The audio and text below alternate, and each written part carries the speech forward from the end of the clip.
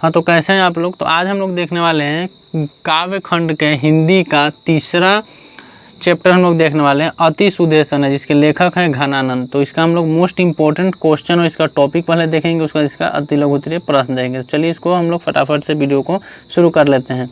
तो देखिए, हमारा घनानंद का जन्म 1679 ईस्वी के आसपास हुआ था। 1679 ईस्वी के आसपास हुआ था।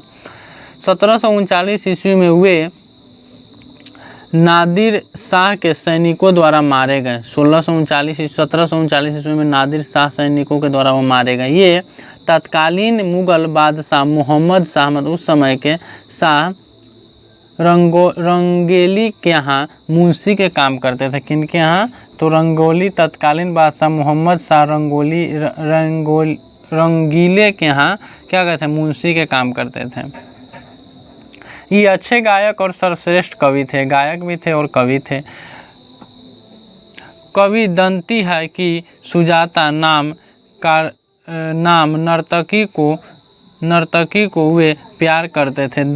कवि दंती वे सुजाता नाम की नर्तकी, मतलब इसमें सुजाता के बारे में ही आपको बताया गया है।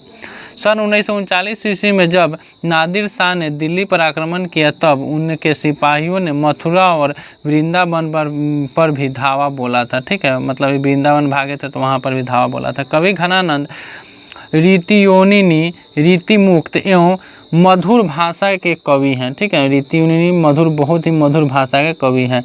कवि घनानंद प्रेम के पीरा के कवि हैं। कवि घनानंद क्या है? प्रेम के पीरा के क्या है? कवि हैं। घनानंद के प्रमुख ग्रंथ सुजान सागर, ठीक है, सुजान सागर, विरह लीला, रसकेली, बल्ली इत्यादि है। बल्ली इत्यादि है। घनानंद की भाषा परिकृष्ट और शुद्ध ब्रज भाषा है। क्या है? परिकृष्ट और शुद्ध ब्रज भाषा है। इनके सवैया और घनाक्षी अत्यंत प्रसिद्ध हैं। इनके सवैया और घनाक्षी क्या अत्यंत प्रसिद्ध हैं। अब आता है इसका मोस्ट इम्पोर्टेंट जो टॉपिक है अध्याय के महत्वपूर्ण प्रश्न। देखिए, कवि प्रेम मार्ग को अति सुदेशन क्यों कहते हैं? इस मार्ग की विशेषता क्या है? इस मार्ग की विशेषता क्या है? तो कवि प्रेमी मार्ग को अति सुदेशन इसलिए कहता है क्योंकि यह मार्ग अति सहज, सरल तथा सुगम होता है।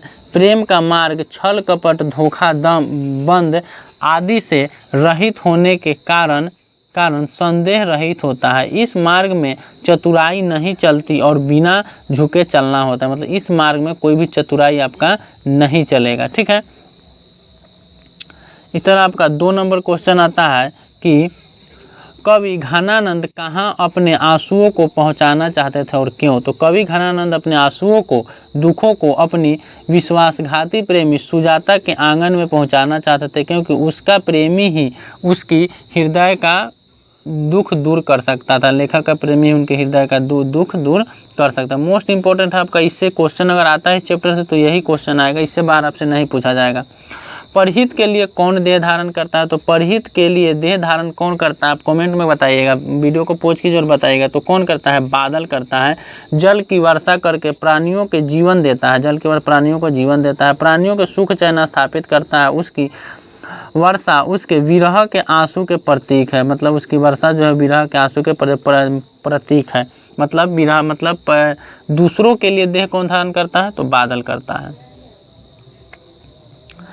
घनानंद का द्वितीय छंद किससे संबोधित है और क्यों? तो द्वितीय चरण में कवि बादल से को संबोधित किया है। वह कवि कहता है कि बादल उसके आंसुओं को लेकर उसकी बेवफा प्रेमी सुजाता के आंगन में बरसे, उसे भी विरह की इस पीड़ा का अनुभव होगा। मतलब उन्होंने बादल के बारे में बताया कि बादल तुम मेरे आंसुओं को लेकर मेरे प्रेमी के आंगन में बरसो, ताकि उसे भी मेरी पीड़ा के बारे में पता चले।